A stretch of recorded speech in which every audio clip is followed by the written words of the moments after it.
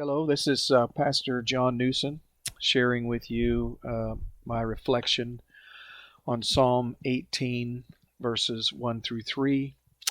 And the way this came up was a couple of months ago. I was reading Psalm 18, and immediately I began to turn it into a question, which led to a prayer. And I find that the Psalms are very helpful as a self-evaluation. So that when the psalmist makes a statement like, I love the Lord my strength, well, then you could ask yourself, do I?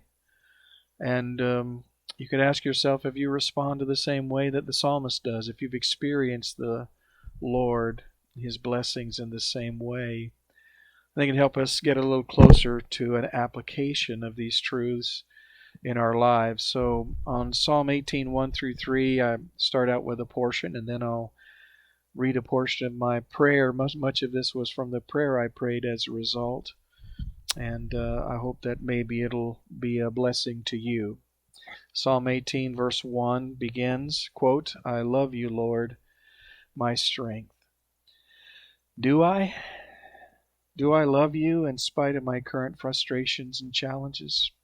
Do I love you even when I'm being forced to change the way I do things in ways that I feel neither comfortable nor equipped?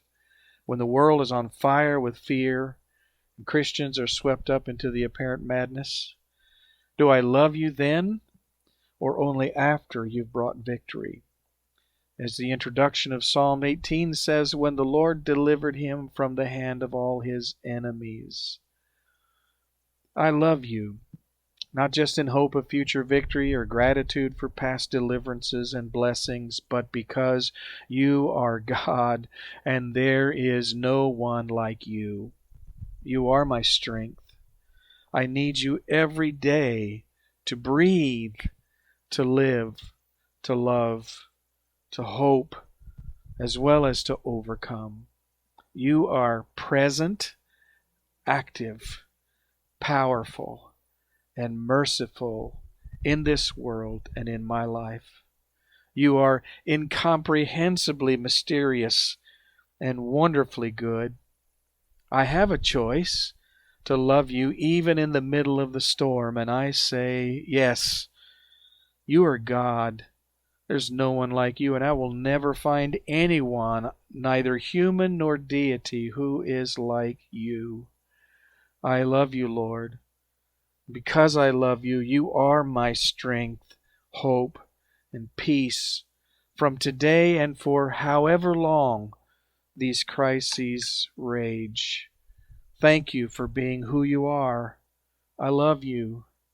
My love for you can't be compared to your love for me.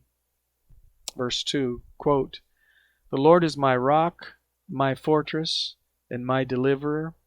My God is my rock in whom I take refuge, my shield and the horn of my salvation, my stronghold. End quote. But do I claim these blessings as my own? Do I trust you to this degree? Do I run to you, Lord, hide in you, and stand with you while you're standing up for me? Or do I run to the old familiar places to hide, only to ultimately surrender when the battle gets too hot? From the perspective of present victory, David is joyfully declaring these truths, and he says the possessive pronoun my 8 times. It's personal, it's possessive, and he unashamedly calls you his own. This means that the means of David's salvation include, but weren't limited to, a defensible mountain, fortress, a safe place of refuge, a shield, and even a warrior to deliver when the battle is hot, along with the promise of as the provider for his physical needs. Yes, I do trust you, and I will stand as long as you stand with me. And you are. Verse 3, quote, I called to the Lord, who is worthy of praise, and I have been saved from my enemies. End quote. Lord, do I praise you only for victories won, or for present or future battles destined to turn into victories as I put my trust in you? You would be eternally worthy of praise for just one of the battles you fought and won for me. How much more worthy when you battle alongside me day after day. I called, you answered. I'm calling, you will answer. I've been saved from my enemies.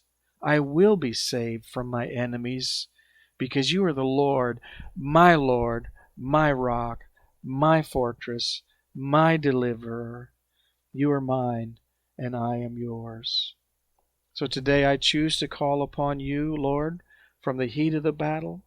I call out for you to deliver me from the swirling clouds of doubt and fear, to strengthen my heart and mind so that I may ask boldly for your presence, trust you completely for your goodwill, and to act courageously as you give me direction.